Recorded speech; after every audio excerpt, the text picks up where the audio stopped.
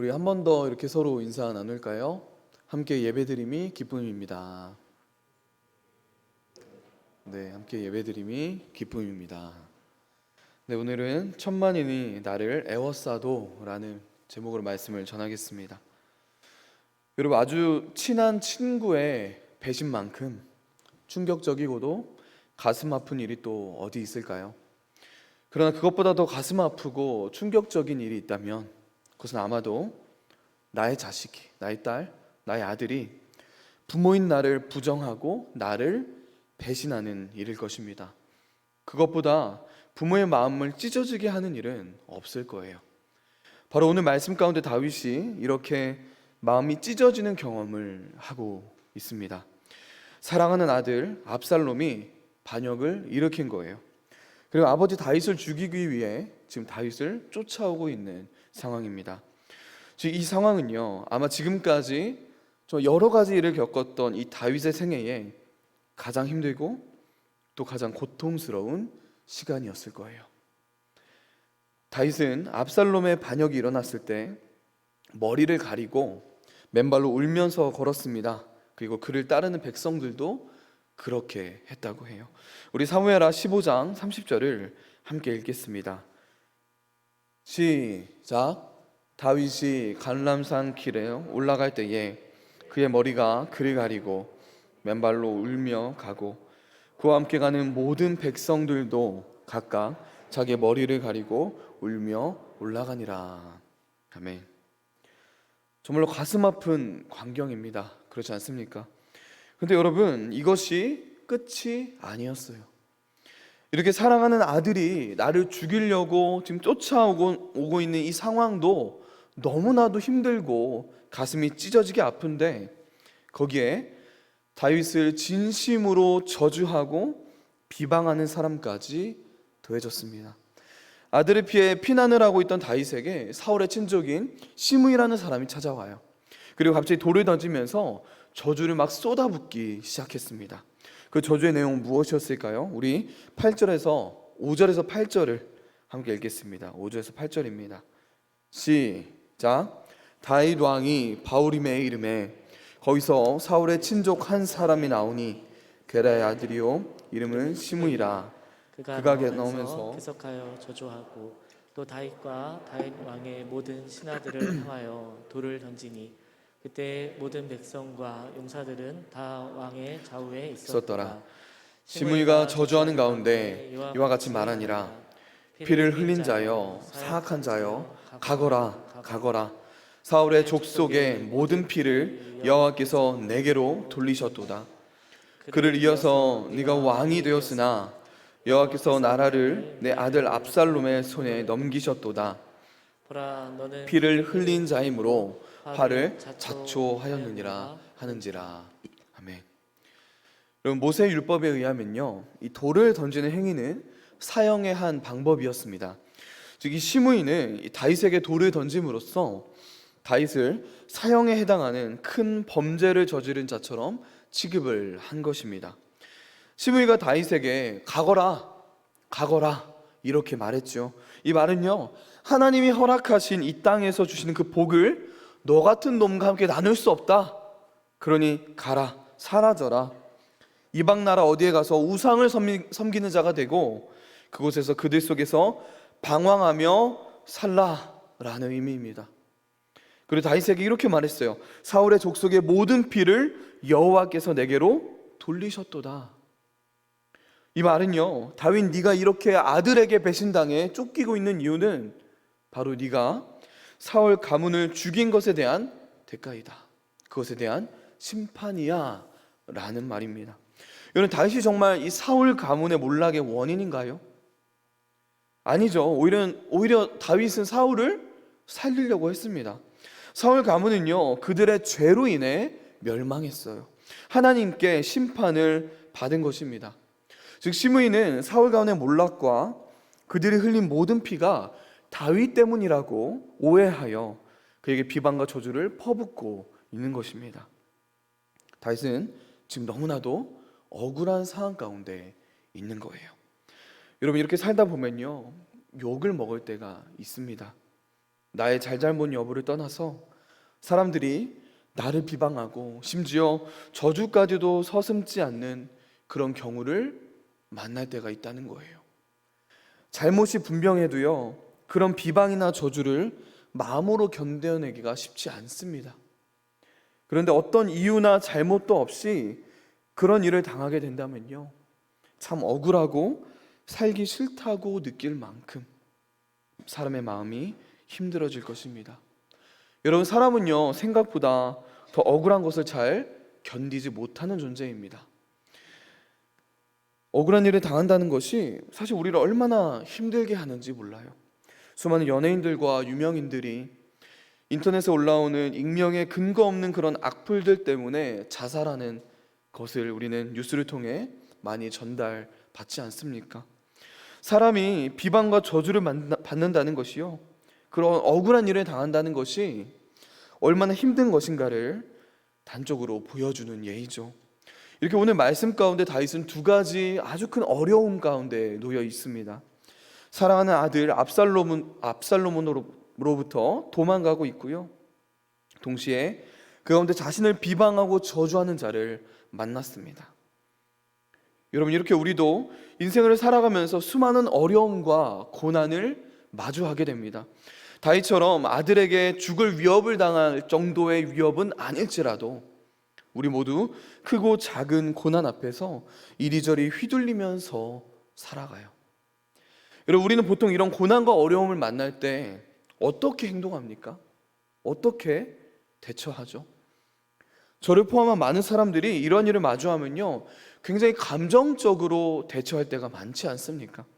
사실 이럴 수밖에 없는 게요, 사람이라 무슨 일을 마주하면 어떤 감정들이 너무나도 자연스럽게 올라오기 때문이에요. 멈출 수 없습니다. 내 마음대로 되는 것이 아니죠. 분명히 다윗도 자신이 마주하고 있는 이 어려움, 아들이 나를 죽이려고 쫓아오고 있고 지금 이 상황 가운데 나에게 저주와 말도 안 되는 비방을 퍼붓고 있는 이 어려움 가운데 다양한 감정들이 올라왔을 것입니다. 억울함, 슬픔, 절망, 분노 등의 그 감정들이 다윗의 그 마음속에서 소용돌이 쳤을 거예요. 근데 여러분, 오늘 우리가 이 말씀을 통해 확인할 수 있는 것은요, 다윗이 감정적으로 대응하지 않았다는 것입니다. 여러분, 솔직하게 내가 이제부터 감정적으로 대응하지 말아야겠다 라고 마음을 먹으면 마음이 차분해지면서 그런 나쁜 감정이 안 생기나요? 그렇지 않잖아요. 다윗은요, 이런 마음을 먹은 것이 아닙니다. 어떠한 굉장한 결단을 한 게 아니라는 거예요. 그렇다면 그는 어떻게 이 어려운 이런 상황 가운데, 이런 환경 가운데 감정적으로 대응하지 않을 수 있었을까요? 그것은 바로 다윗은 자신의 상황과 환경을 바라본 것이 아니라 눈을 들어 하나님을 바라봤기 때문입니다. 그가 상황과 환경이 아니라 비로소 하나님을 주목하자 감정의 문제가 해결되기 시작했던 거예요. 여러분, 이렇게 다윗처럼 어려움과 환난 가운데 있을 때, 이럴 때 우리에게 필요한 것이 있다면 무엇일까요? 힘이요. 힘이 필요합니다. 세상으로 나아갈 수 있는 힘, 세상을 살게 할 수 있는 힘, 더 앞으로 한 발자국 한 발자국 걸어갈 수 있게 하는 그 힘이 우리에게 필요해요. 그런데 여러분, 문제가 있습니다. 그것은 그 힘이 우리에게 없다는 거예요. 눈을 씻고 찾아봐도 우리 안에 그 힘이 없다는 것입니다. 여러분, 이 힘은요, 외부로부터 옵니다. 누구로부터 올까요? 바로 하나님으로부터 옵니다.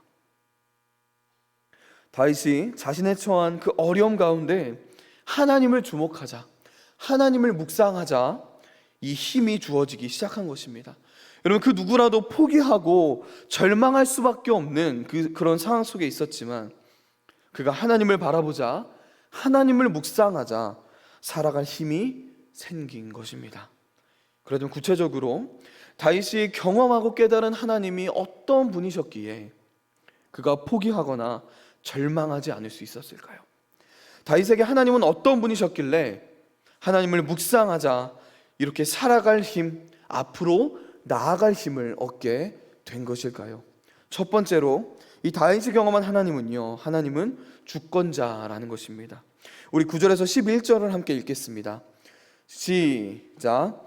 수루야의 아들 아비새가 왕께 여짜오되 이 죽은 개가 어찌 내 주 왕을 저주하리이까? 청하건대 내가 건너가서 그의 머리를 베게 하소서 하니 왕이 이르되 수라의 아들들아 내가 너희와 무슨 상관이 있느냐?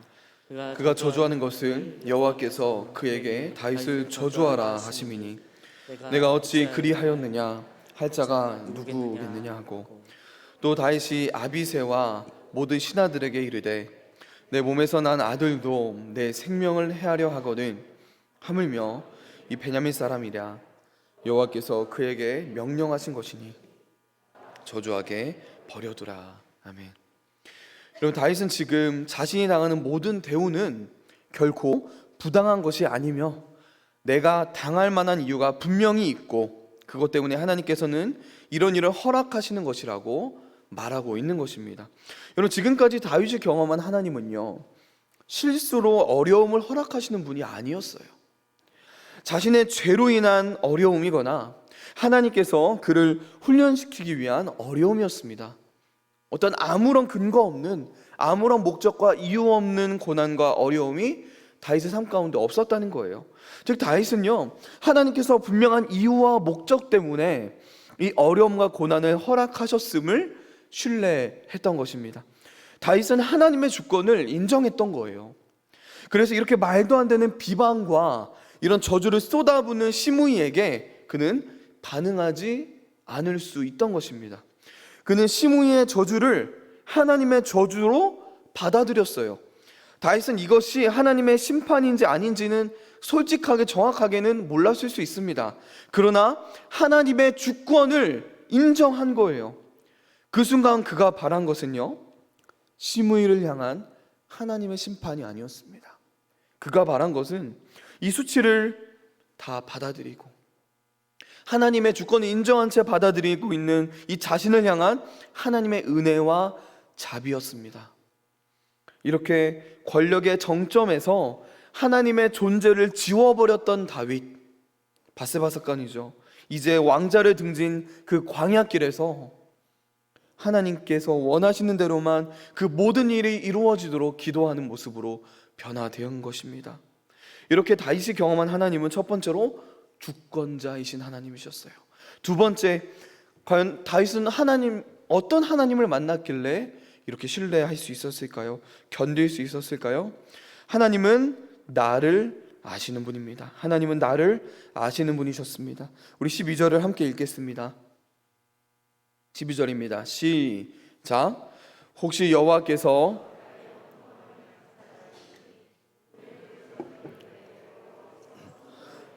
갚아주시리라 하고, 여러분, 하나님은 나를 아시는 분입니다. 우리 시편 139편 1절에서 4절을 함께 읽겠습니다. 시작. 여호와여, 주께서 나를 살펴보셨으므로 나를 아시나이다. 주께서 내가 앉고 일어섬을 아시고 멀리서도 나의 생각을 밝히 아시오며 나의 모든 길과 내가 모든 것을 살펴보셨으므로 나의 모든 행위를 익히 아시오니 여호와여, 내 혀의 말을 알지 못하시는 것이 하나도 없으시니이다. 아멘. 여러분, 이 시는 다윗의 고백입니다. 다윗은요, 하나님이 나를 아신다는 이 사실을 분명하게 붙잡고 있던 것입니다. 여러분, 이 세상 모든 사람이 나의 진심을 알아주더라도요, 만약 하나님이 나의 진심을 몰라주신다면 그것이 무슨 소용이 있을까요? 오직 하나님만이 나의 진심을, 이 나의 마음을, 나의 의도를 아시면 된 것입니다. 그거면 충분하다는 거예요. 여러분, 오늘 말씀 가운데 다윗처럼 이런 부당하고 억울한 상황, 부당한 비난과 저주를 받아야 하는 성도에게 위로는 오직 하나, 하나님께서 나를 아신다는 것입니다. 이것이 유일한 위로라는 거예요. 하나님만 나를 알아주시면 된다는 거예요.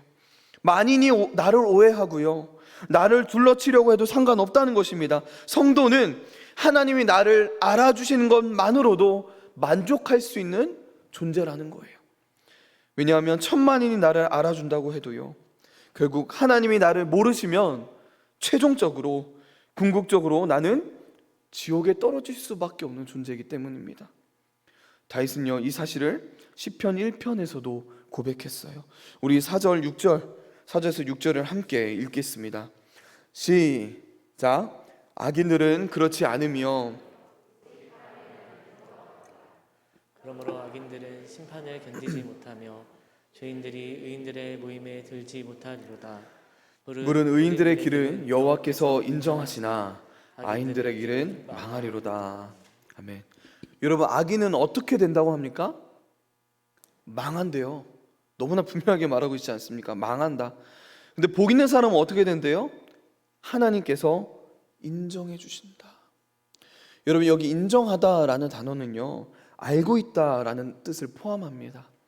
마태복음 7장 22절에서 23절에서 이렇게 예수님께서 말씀하셨어요. 제가 읽겠습니다. 그날에 많은 사람이 나더러 이르되 주여 주여 우리가 주의 이름으로 선지자 노릇하며 주의 이름으로 귀신을 쫓아내며 주의 이름으로 많은 권능을 행하지 아니하였나이까 하리니 그때에 내가 그들에게 밝히 말하기를 내가 너희를 도무지 알지 못하니 불법을 행하는 자들아 내게서 떠나가라 하리라. 정말 무서운 말씀입니다. 그렇죠?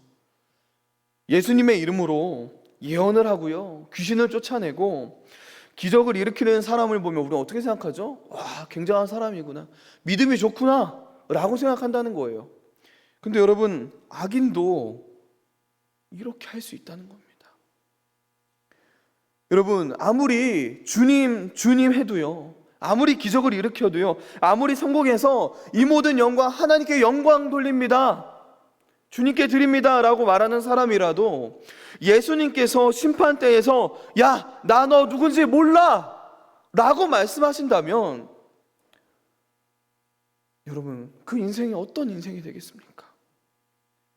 그러나 여러분, 복이 있는 사람, 성도에게는 어떻게 하신다고요? 나 너 알아. 은구야, 나 너 알아. 하나님께서 우리에게 내가 너 알아 이렇게 말씀해 주신다는 거예요. 여러분, 오늘 말씀 가운데 다윗은요, 여호와께서 나의 원통함을 감찰하시리니, 여러분, 이 말을 통해 이것을 고백하고 있는 것입니다. 그래서 다윗은요, 아비새가 시므이를 죽인다고 했을 때 거절했던 거예요. 그 제안을. 아비새야, 하나님만 아시면 돼. 하나님은 나 알아. 하나님은 나의 의도를 아셔. 그리고 하나님께서 갚으실 거야. 아비새야, 네가 있을 것 없어. 너는 가만히 있어. 다윗은 이렇게 담대하게 말할 수 있었던 것입니다. 마태복음 16장 26절에서 예수님께서 이렇게 말씀하셨죠. 사람이 만일 천하를 얻고도 제 목숨을 잃으면 무엇이 유익하리요? 여러분, 우리가 천하를 얻을지라도, 내가 원하는 부와 명예, 권력, 성공을 얻을지라도, 천만인의 존경을 받게 될지라도, 여러분, 하나님 한 분이 나를 모르신다고 하면요, 그 인생은 헛되고 헛된 인생 아닌가요? 천만인이 나를 죽이려고 애워싸도요, 하나님 한 분이 나를 보호하고 지키신다면 그걸로 된 것입니다. 천만인이 나를 모함하고 저주해도 하나님 한 분만이 나를 아시면요, 나의 진심을, 나의 마음을, 나의 의도를 아신다면 그것으로 끝난 거라는 거예요. 여러분, 다윗은요, 그것을 분명하게 알았던 것입니다. 이렇게 다윗에게 하나님께서 자신을 분명하게 알고 계시다는 이 확신이 있었다는 거예요. 여러분, 저와 여러분에게도 이 확신이 있기를 소망합니다. 마지막으로 이 다윗이 본 하나님, 다윗이 경험한 하나님이 있습니다. 그것은 하나님은 쉼을 주시는 분이라는 거예요. 쉼을 주시는 분. 우리 13절, 14절을 함께 읽겠습니다. 시작. 다윗과 그의 추종자들이 길을 갈 때에 시므이는 산 비탈로 따라가면서 저주하고 그를 향하여 돌을 던지며 먼지를 날리더라. 왕과 그와 함께 있는 백성들이 다 피곤하여 한 곳에 이르러 거기서 쉬니라. 여러분, 급하게 피난길에 오른 다윗과 그 일행은 당연히 뭔가 마음이 굉장히 지쳤을 것입니다. 완전히 탈진한 상태였을 거예요. 그래서 다윗과 그와 함께한 사람들이 피곤하여 한 곳에서 쉬었다고 합니다. 근데 여러분, 이게 어떤 것을 보여주죠? 이런 각박한 상황 속에서, 이렇게 긴박한 상황 속에서도 하나님이 쉼을 주시는 그 축복을 상징적으로 보여주고 있는 것입니다. 근데 여러분, 이 다윗이 쉬었다고 하는 이 사실이 우리에게 말해주는 또 다른 의미가 있습니다. 원어를 보면요, 쉬었다는 단어는 다윗에게만 해당되는 단어거든요. 쉰다라는 단어는요, 여러분 11절에 생명을 구한다는 단어와 같은 단어예요. 즉 다윗은요, 그렇게 힘들고 어려운 상황 속에서도 생명을 공급받고 있었다는 겁니다. 누구로부터요? 하나님으로부터. 어쩌면 다윗은 그냥 멍 때리면서 가만히 야, 내 인생 왜 이러나 그냥 쉬고 있었던 것이 아니라는 겁니다. 우리가 방금 함께 나눈 것처럼 쉬었다는 것은요, 생명을 공급받았다는 거예요. 여러분, 성경은 우리가 생명을 어떻게 공급받는다고 말하고 있습니까? 우리 신명기 32장 46절 47절을 함께 읽겠습니다. 시작. 그들에게 이르되 내가 오늘 너희에게 증언한 모든 말을 너희의 마음에 두고 너희의 자녀에게 명령하여 이 율법의 모든 말씀을 지켜 행하게 하라. 이는 너희에게 헛된 일이 아니라 너희의 생명이니 이 일로 말미암아 너희가 요단을 건너가 차지할 그 땅에서 날이 장구하리라. 아멘. 여러분, 모세는 분명히 말하고 있죠. 하나님의 율법의 말씀을 지켜 행하는 것, 그것이 우리의 생명이라고 말하고 있습니다. 이어서 잠언 19장 23절을 함께 읽겠습니다. 시작. 여호와를 경외하는 것은 사람으로 생명에 이르게 하는 것이라.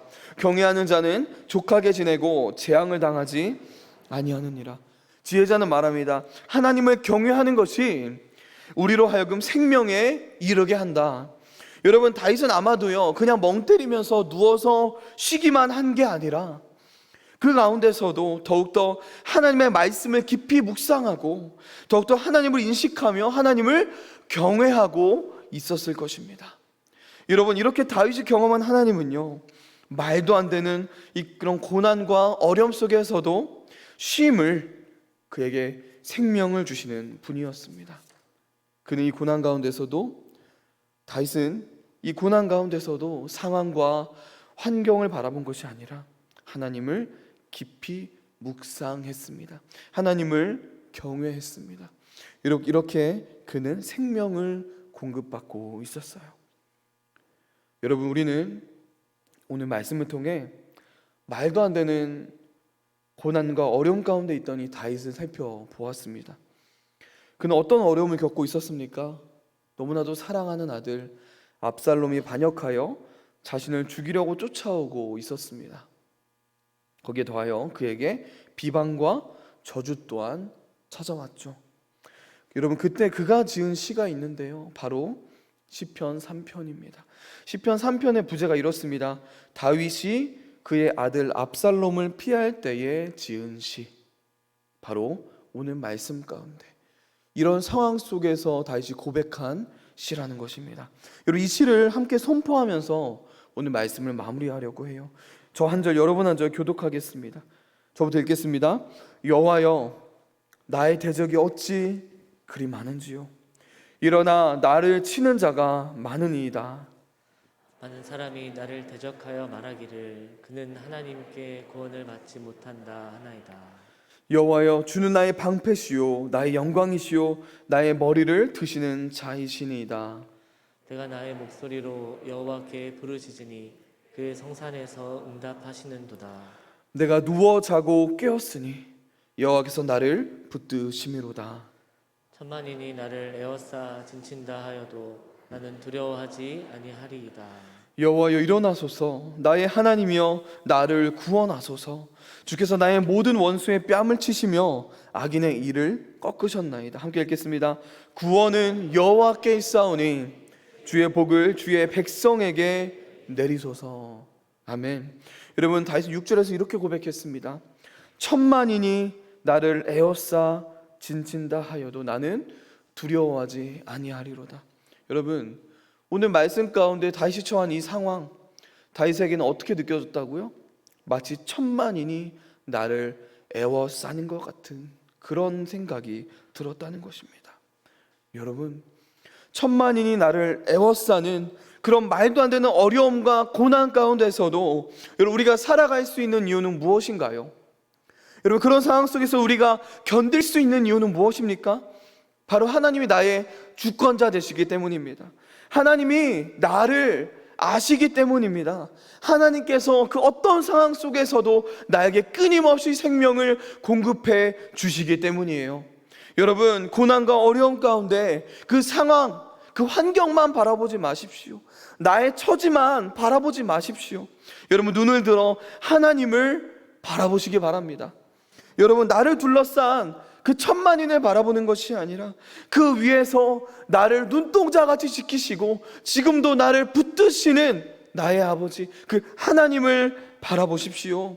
여러분, 그동안 하나님이 나의 삶에 어떤 일을 행하셨는지, 그동안 나에게 어떤 은혜를 베푸셨는지를 여러분 묵상하시기 바랍니다. 여러분, 이 세상 모든 사람들은 변하지 않습니까? 내가 의지했던 것, 내가 붙잡고 있었던 그 모든 것들은 한순간 사라집니다. 그러나 하나님만은 신실하게 언제나 그 자리에서 우리를 바라보고 계시다는 것입니다. 여러분, 이 어려운 상황 속 그곳에서 여러분, 우리가 누구를 바라봅니까? 변하지 않는 하나님, 그 하나님을 묵상하고 그 하나님을 바라보는 저와 여러분 되길 소망합니다. 여러분, 그때 우리에게 살아갈 힘이 주어질 거예요. 그때 우리에게 견딜 수 있는, 앞으로 더딜지라도 한 걸음 한 걸음 나아갈 수 있는 그 힘이 저와 여러분에게 주어질 것입니다. 여러분, 이렇게 인생의 길 가운데 그 어떤 고난과 어려움을 만날지라도, 천만인이 나를 애워싸도 그 가운데서 하나님을 바라보고 하나님을 깊이 묵상하며 걸어가는 저와 여러분 되길 소망합니다. 우리 함께 기도하겠습니다.